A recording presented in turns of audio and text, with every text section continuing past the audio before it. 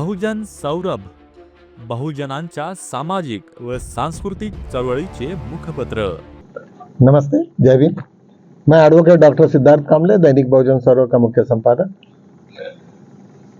ये पिछले 1-2 दिन में देश में बहुत सारे नई नई चीजें सबके सामने आ गई। सभी लोगों को लग रहा था कि बिहार के इलेक्शंस में जिस तरीका से 65 लाख वोटर्स को जो रद्द करने में आया था चीफ इलेक्शन कमीशन के द्वारा, और कई दिनों से जस्टिस सूर्यकांता और बागची के बेंच के सामने में ये मैटर लगा था। सभी देश को मालूम था कि सूर्यकांता के बेंच में एक ऐसा मसला हुआ है कि जहां पार्लियामेंट ने जो उसकी चीफ इलेक्शन कमीशन की नियुक्ति होती है उसमें से चीफ जस्टिस ऑफ इंडिया को निकाल दिया, अनकॉन्स्टिट्यूशनल काम किया। लेकिन वो पिटीशन ऑलरेडी उनके पास में कई दिनों से पड़ी है, लेकिन इसके ऊपर में कोई निर्णय नहीं हुआ। और जहां तक सवाल है कि बहुत बार ऐसे कुछ मैसेजेस उनके पास में ऐसे कोई पिटीशन लगे, उसके ऊपर में सरकार के फेवरेबली उनके डिसीजंस रहे। तो ये सब चीजों से ये माना जाता था कि वो शायद सूर्यकांत जी हमें कुछ बिहार के बारे में कोई कुछ खास देंगे नहीं, और लेकिन हुआ सब उल्टा। और उल्टा होने के बाद में उन्होंने काफी फटकार लगाया। चीफ इलेक्शन कमीशन को बोला कि आपको 48 आवर्स में ये सब के सब लिस्ट देनी पड़ेगी, डिस्प्ले करना पड़ेगा, पेपर मीडिया से लाना पड़ेगा। जितने भी लोग 65 लाख लोग जो लोग डिस्क्वालीफाई किया आपने, तो उनको सबके सबको बताना पड़ेगा। सेकेंडली, उनके साथ में आधार कार्ड यदि यार कोई देता है तो आपको उसको भी एक्सेप्ट करना पड़ेगा। ये इस तरीका से उन्होंने इंटरिम ऑर्डर दिया है, अभी तक फाइनल ऑर्डर आने की है। मित्रों, निश्चित मुझे सभी लोगों को बड़ा आश्चर्य हुआ कि सूर्यकांत साहब ने ऐसा कैसे किया जज ने। तो एक बात को ध्यान में रखिए कि अभी फिलहाल chief justice of India Bhushan Gavai ji है, और भूषण गवई के हाथ में इतना होता है कि जो भी नया चीफ जस्टिस बनेगा उसका रिकमेंडेशन वो उनको करना पड़ता है, ऑटोमेटिक नहीं है। वह सीनियरिटी का फिटनेस नहीं। आप लोगों को शायद कोई सर्विस वाले होंगे, उनको समझता है कि प्रमोशंस के केवल 3 फैक्टर्स है। एक तो डायरेक्ट रिक्रूटमेंट होता है जो सभी को मालूम है, जो एडवर्टाइजमेंट होके। दूसरा सीनियरिटी कम फिटनेस, जो भी सीनियर है लेकिन जो फिट है उसी को देते हैं। और तीसरा सिलेक्शन का मेथड। तो यहाँ पे हमारे यहाँ पे जो चीफ जस्टिस का जो प्रोसेस है वो सिलेक्शन के मेथड में आता है। 3 ही मेथड है, वो दूसरा कुछ नहीं है। और वो सिलेक्शन ये चीफ जस्टिस के हाथ में होता है। वो शायद कॉलेजियम के थ्रू होता, और क्या करते हैं उनका इंटरनल प्रोसेस है वो करते हैं। तो ऐसे सिचुएशन में सूर्यकांत को भी लगा कि यदि मेरा रिकमेंडेशन नहीं हुआ तो मुझे फिर संपूर्ण गवर्नमेंट के तरफ से, बीजेपी के तरफ से सब लोगों को उतार के राष्ट्रपति से उसको रिजेक्ट वगैरह सब बहुत दुनियादारी, बहुत झंझटबाजी। तो उससे बेटर है कि तुम अभी जो भी लोग हैं उनके साथ में अच्छा व्यवहार करो। ये सिचुएशंस को देखते हुए मुझे ऐसा लगता है, मतलब मेरा व्यक्तिगत प्रश्न है कि मेरी सोच है कि शायद ये डर के मारे जस्टिस सूर्यकांत ने जिस तरीका से वो पूरा रिजल्ट पब्लिक के फेवरेबल दिया, 11 पिटिशंस थी, और 11 पिटिशंस के ऊपर में उन लोगों ने इतने 2 दिन तक कंटिन्यूसली दलील चलते रही। और दलील के पश्चात उन्होंने सब चीफ जस्टिस का ही, अपना चीफ इलेक्शन कमीशन का भी जब दलील सुनने के बाद में उन्होंने कहा कि नथिंग डूइंग, तुम कोई चीज छुपा रहे हो। ये तो हुआ, एक मैटर तो हुआ ही, और एक दूसरा मैटर ऐसे ही एक नया मैटर आया है उनके सामने में। एक पिटीशन लगी थी कि भाई मेरे मशीन से मेरे वोट चोरी हो गए। तो जस्टिस सूर्यकांत ने कहा कि अच्छा ठीक है, हम लोग बुलाते सभी लोगों को बुलाया, वो मशीन्स को लाया, और जो कैंडिडेट हारा था पहले वो सबके सामने में उन्होंने ये करके उसको एग्जामिन किया कि भाई देखो अभी चल लगाओ, सब पूरे सिस्टम लगाओ, वीडियो कैमरे लगे। और उसके बाद में पता चला कि जो हारा हुआ कैंडिडेट वो जीत गया, और सेकेंडली जो जीता हुआ कैंडिडेट हार गया। इसका मतलब बहुत सारा ईवीएम में कुछ फॉल्ट्स है, कुछ डिफेक्ट्स है, ये सब के सब पूरे देश को पता चला। शायद मुझे ऐसा लगता है कि सूर्यकांत को शायद मालूम भी नहीं होगा कि भाई ऐसे भी कुछ हो सकता है या ऐसा भी कुछ होगा। कैजुअली उन्होंने बुलाया, किस इंटेंशन से बुलाया तो मुझे नहीं मालूम, लेकिन जिस तरीका से सभी लोगों ने जो खेमा किया, जिस तरीका से वो रिजल्ट्स को मैनिपुलेट किया गया मैन्युअली, वो तो मशीन है, मशीन को क्या, जैसे भी फीडिंग करोगे उस तरीका से होगा। मशीन तो कुछ उसको मेमोरी तो ही नहीं है, तुम जैसा भी फीडिंग करोगे वैसे ही होगा। तो वो जो होने के बाद में सभी लोगों के सामने बड़ा प्रश्न चिन्ह हो गया कि अभी ईवीएम को सुप्रीम कोर्ट के सामने ही यदि यार फेल हो गया वो, तो बाकी क्या होगा।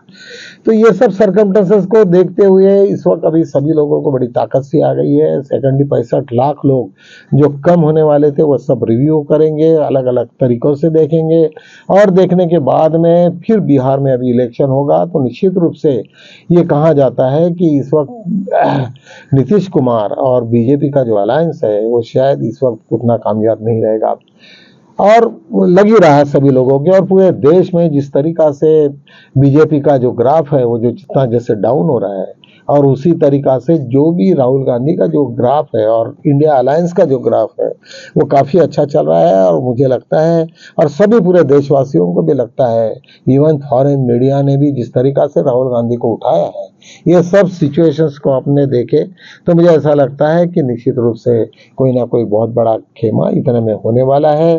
सभी लोगों को भी लगता है कि शायद हो जाए। कई लोगों ने मुझे बोला भी कि शायद भूषण गवई का कुछ रवैया, शायद वो आरएसएस और इन लोगों को शायद समर्पित रहेगा या क्या रहेगा। हमने कहा नहीं, ऐसा नहीं होना चाहिए, क्योंकि जो देखा है उन्होंने तो पहले ही दिन में उन्होंने डिक्लेयर कर दिया कि भाई मेरे पूरे फैमिली के लोग में कांग्रेसी थे, तो मैं आपका जजमेंट दूं क्या राहुल गांधी को, जब उसको बेल यहाँ से वो हार गए थे हाईकोर्ट से, गुजरात से। तो सभी लोगों ने कहा कि कोई बात नहीं है, आप डिसीजन दे दीजिए। और उसको 1 मिनट में उसने राहुल गांधी की जो अर्जी थी उसको अलाउ किया और गवर्नमेंट के इसको विड्रॉ कर दिया। तब से सब लोगों को मालूम है। सेकेंडली उनका जो वर्शन था कि मैं बुद्धिस्ट हूँ और पहला बुद्धिस्ट हूँ, मेरे डॉक्टर बाबा साहब आम्बेडकर ने, मेरे पिताजी से ने उनसे दीक्षा दी थी, और उसके बाद में हमारी ये पहला जनरेशन है। ये बात से भी एक बहुत बड़ी बात ये खुल गई थी कि यार गवई जी वो निश्चित रूप से कुछ ना कुछ लोगों को करने वाले हैं। सुप्रीम कोर्ट का जो फैसला है, सुप्रीम कोर्ट में SC/ST का रिजर्वेशन हो या फिर हाई कोर्ट का रिजर्वेशन है, उसमें कहा कि जो भी डायरेक्ट रिक्रूटमेंट है, सिलेक्शन के जो मेथड है उसी के पश्चात होगा, जितना भी बैकलॉग है वो पूरा का पूरा कंप्लीट करना पड़ेगा। ये सब चीजें इंडिकेट करती है कि उनका किस तरीका से देखने का ये है।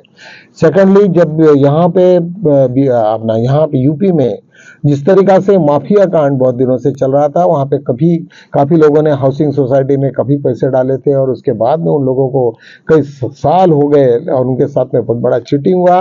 तो उन्होंने तुरंत सीबीआई को कहा, सीबीआई को बुलाया और उनको कहा कि इमीडिएटली जाकर रेड डालो और सब लोगों को पकड़ के लाओ और क्या है उनके ऊपर में FIR करो। बहुत बड़ी जीत थी, क्योंकि सुप्रीम कोर्ट के अंडर में सभी आते हैं।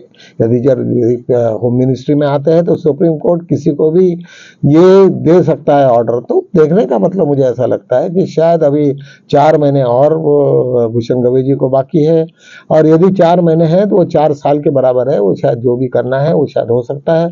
इस बीच में ये भी बातें बहुत जोर से चल रही कि चंद्रबाबू नायडू और राहुल गांधी का कुछ इंटरनल हॉट टॉक चल रहा है, और ये जगन मोहन रेड्डी के वजह से उन्होंने वो सब एक्सपोज हुआ। उन्होंने कहा कि भाई राहुल गांधी आंध्र के बारे में क्यों बात नहीं करते, क्योंकि वहां भी तो 12% से राइज हुआ है और इतना सारा डिफरेंसेस हुआ, तो वहां क्यों नहीं कर रहे। उसके बाद में लोगों को भी लगा कि ये तो बात ठीक है, लेकिन यदि चंद्रबाबू नायडू इनके साथ में आ जाते हैं, और जो अभी कॉन्स्टिट्यूशनल क्लब में जो जिस तरीका से खेमा हुआ, बीजेपी के कई सांसद फूटे और कांग्रेस ने इन लोगों को सपोर्ट किया, यदि यही सिलसिला चलते रहा तो मुझे लगता है कि मोदी और शाह और पूरे गुजरात लॉबी का अभी अंत हो रहा है। और निश्चित रूप से सभी को मालूम होना चाहिए कि यहाँ पे कोई भी चीज तय नहीं होती है। सभी को ये तथागत भगवान बुद्ध कहते हैं कि कोई भी जगह, कोई भी आज मैं यहाँ बैठा हूँ, कल नहीं रहूंगा, शायद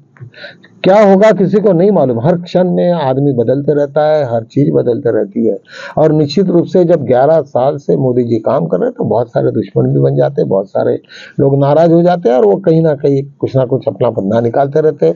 और जब आदमी वीक हो जाता है तो सभी लोग हावी हो जाते हैं। जैसे भी आदमी कमजोर हो गया तो बीमारियों से लेके हर चीज उसके आंग के ऊपर हावी होती है। ये सबका नेचर का नियम है और इस नेचर के इसमें नियम में कोई भी अछूता नहीं रहा।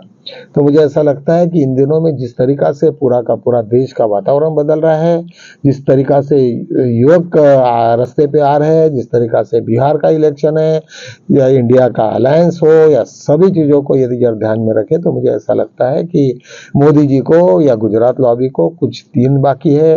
और ये पूरा का पूरा अभी बीच में एक वीडियो आया था कि शायद अमित शाह प्राइम मिनिस्टर बन सकते हैं, लेकिन अमित शाह ने अपने इतने सारे दुश्मन को पाल के रखा है तो निश्चित रूप से वो भी नहीं होगा। तो आने वाले दिन ही हमें बताएंगे कि एग्जैक्टली पार्लियामेंट में क्या होगा, हमारे डेमोक्रेसी का क्या हो गया। और डेमोक्रेसी में निश्चित रूप से चाहे कितना भी लोगों ने कुछ भी बोले, आरएसएस ने 100 साल भी राज किया होगा, लेकिन उनकी बुनियाद जो थी, उनका जो बेस था वो इतना कच्चा था कि जिसके वजह से वो कुछ नहीं कर सकेंगे। कोई इमारत कितनी भी बड़ी हो लेकिन कच्ची हो तो उसके कोई मायना नहीं रखता।